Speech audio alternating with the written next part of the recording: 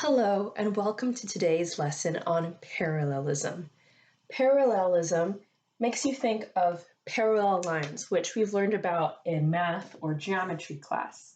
So with parallel lines, you have two lines that are similar, but they never meet. They just run parallel to each other, side by side. And when we have parallelism in our sentences, it means that the components of our sentences are also similar or the same, and they're coming side by side to each other. And we want parallelism in our writing so that way there is a clarity and rhythm in it. So it is a matter of grammar, which we will see, because if you do not have parallelism, it makes our sentences confusing, and the purpose of grammar is to help us write more clearly. So it's a matter of grammar, but also it is a matter of style. Once we learn the grammatical side of parallelism, we can also look at how we can purposefully use parallelism to increase our persuasiveness and interest in our writing. So that way, when people read what we write, it is more interesting to them and that they can understand what we're trying to say. It can be used for emphasis. Now, earlier I said that these two lines, remember, similar or the same components that are running side by side to each other, those sentence components will be phrases and clauses. The phrases we will see in parallelism will be gerunds, infinitives, participles, and prepositions. We learned about prepositions before, and gerunds, infinitives, and participles are in a previous video. Also, clauses we discussed in class, and you can also see my grammar guide, which is posted on Blackboard, that discusses the differences in types of clauses. And I'm going to erase the board and have some more material for you. So the things that bring our different components together are conjunctions. So con meaning with and junction meaning together.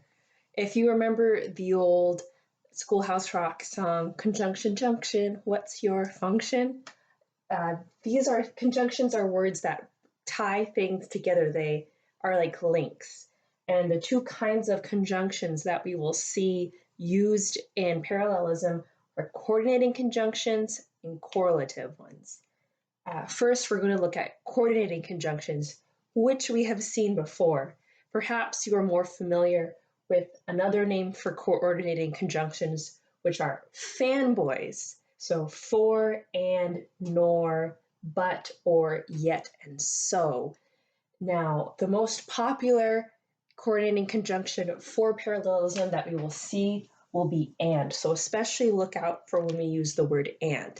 And sometimes in our lists, we will either have a list or just two components. So those are the two kinds of things we are going to see. And we're going to look at a couple of examples of some wrong sentences and then how to fix them using coordinating conjunctions in parallelism. So for our first example, we have a list. So we have her goals include getting to sleep, to cook, and she hopes to see her friends. Now, you might notice that this sounds kind of confusing, and that's because there are different elements or components in this sentence. So we have this list of getting to sleep, and then to cook, and she hopes to see her friends.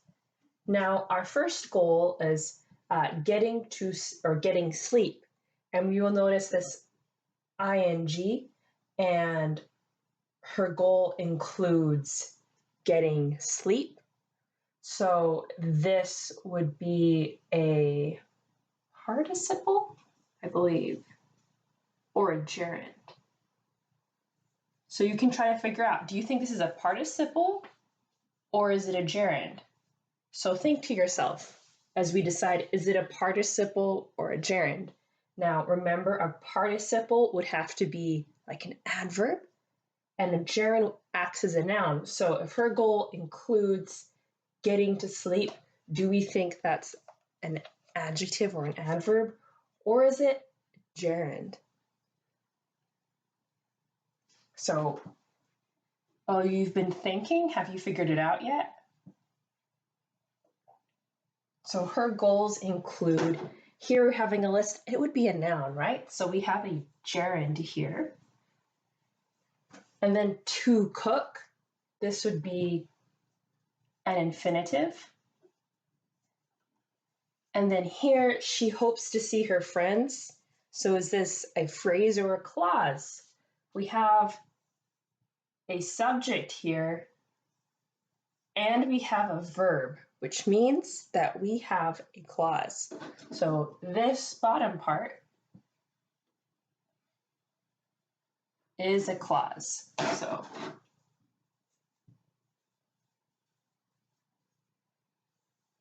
this bottom part is a clause. You will notice that these are 3 different parts, and to have parallelism, they need to be similar. So how can we fix this? Well, we can shorten it to her goals in sleep include getting sleep, and then we can change this to cooking, and instead of she hopes to see her friends, we can change it to and seeing her friends. Now they are all in a similar style to our first component, a gerund. So her goals include getting sleep, cooking, and seeing her friends. So now all of the 3 in our list, these are all going to be gerunds now. Now you'll notice that this sentence is a lot shorter than our original one and easier to understand. And so this is why parallelism is part of writing concise and clear sentences. You're able to get to your point much more quickly, and it's easier to understand. So when you're writing, sometimes your sentences can get long-winded and confusing, and part of that can be due to a lack of parallelism, and that's why parallelism is important. So we're going to look at one more example. Now for our second example, to eat and because he needs to feed his family, Jack cooks each day. So this is, again, kind of a long and confusing sentence. So let's take it piece by piece. So to eat, we have another infinitive. And then we have, and because he needs to feed his family. So the because kind of clues us in. And we have a subject here and a verb here. We know that we have another clause. This time it's a dependent clause. We know because of the because. So we have a clause here. Jack cooks each day. So here we have the 2 reasons why Jack cooks every day. And this is kind of confusing in the way that it's written. So maybe we can change it to fit this infinitive here. So instead of because he needs to feed his family, to eat and to feed his family,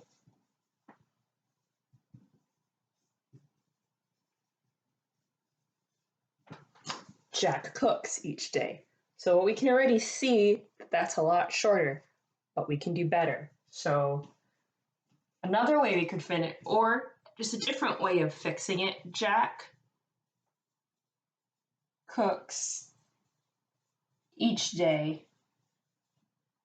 Because we have this kind of sentence, we have a irregular sentence structure. So to make it a more regular sentence structure and to put emphasis on what Jack is doing, Jack cooks each day to eat and feed his family, period.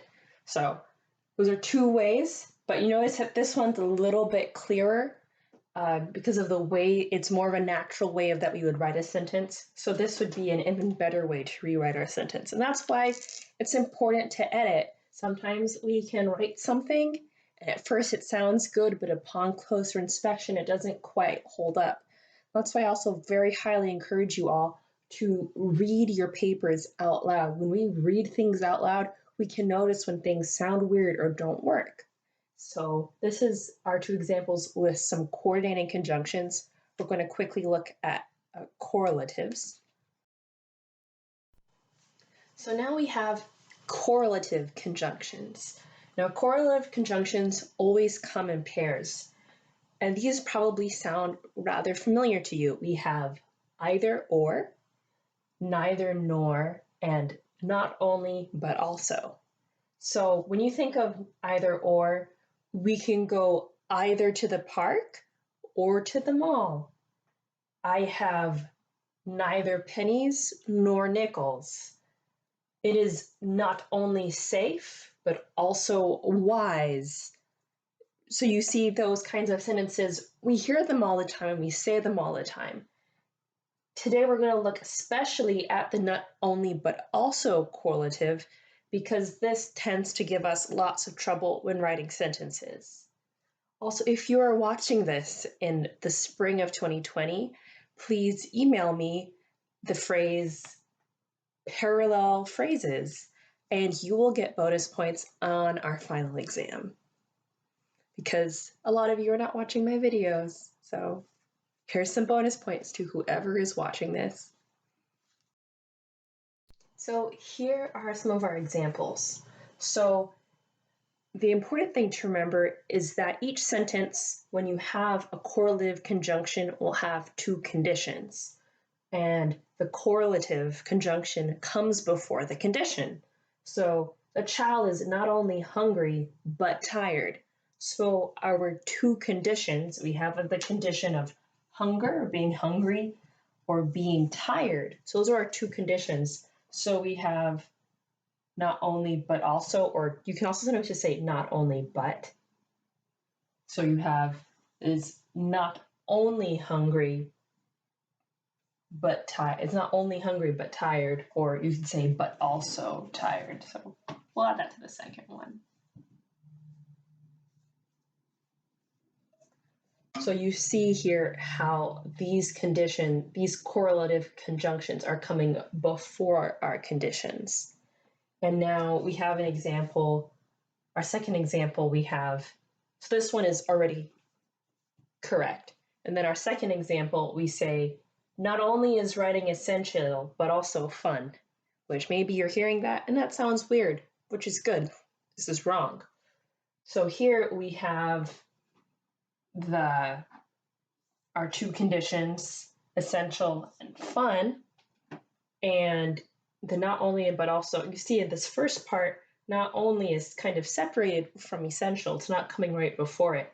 We have writing here. So what we would do is we would rewrite this sentence to say,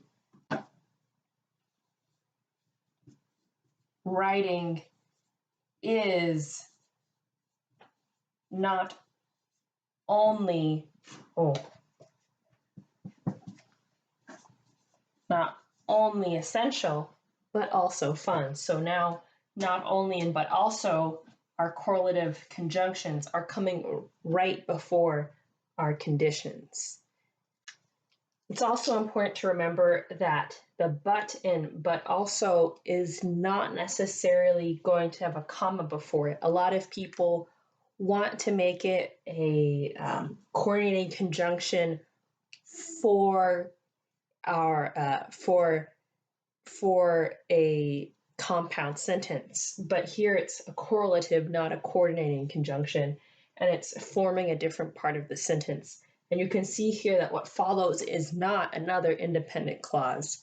So be sure to also look out for that, because I know that that can be a popular thing to do, and it's a very common mistake. Now we're going to just quickly brush over the stylistic reasons for using a parallelism, just because we're going to dive into that more in another place, but I wanted to just briefly touch on it with you here So when we use parallelism and when you use it correctly, it can be wonderful in writing to provide emphasis. Sometimes I've talked to you before, especially in class when we're reading something, about how repetition can be used to provide emphasis.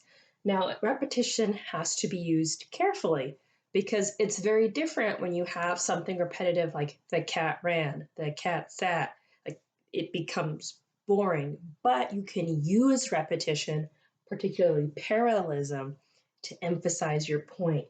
This emphasizes not only is the child hungry, but also the child is tired. Like this is emphasizing something. And we have some examples of parallelism for stylistic purpose. The first one is going to be called an anaphora. And don't worry, you don't need to know these names, at least not quite yet. So here we have a selection from Charles Dickens. You could draw me to fire. You could draw me to water. You could draw me to the gallows. You could draw me to any death. You could draw me to anything I have most avoided. You could draw me to any exposure and disgrace. So you could draw me, you could draw me, you could draw me repeated. And the stakes are kind of getting higher and higher. And that is very interesting, and it provides an elevated sense of suspense and interest. And then we have another thing called antithesis, and this is another example from Dickens. And this one is a very famous line. It was the best of times, it was the worst of times. And you can see parallelism in how similar those two phrases are, but you have the best versus the worst. You have these two opposites, but the parallel structure increases the tension in between those differences. And then we have an antimetabole, which is, our example is from Ben Franklin. We do not stop playing because we grow old. We grow old because we stop playing. So this one, it kind of switches the way that those sentences are phrased, but it still has the same kind of structure. And then we have a polysyndeton, which is, this example is from William F. Buckley. In years gone by, there were in every community men and women who spoke the language of duty and morality and loyalty and obligation. So this one we have of duty and morality and loyalty and obligation. So normally when we have a list, you'd put commas between those, but by having lots of ands here,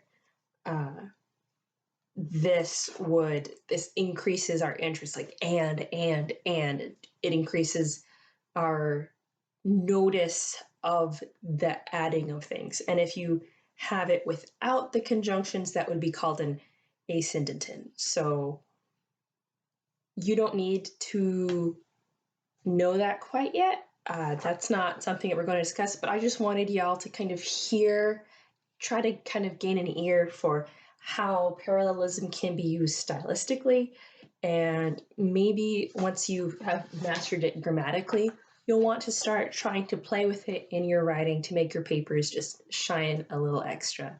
So I'm glad to have you here with me today. Thank you for your attention, and I hope you have a wonderful day. Goodbye.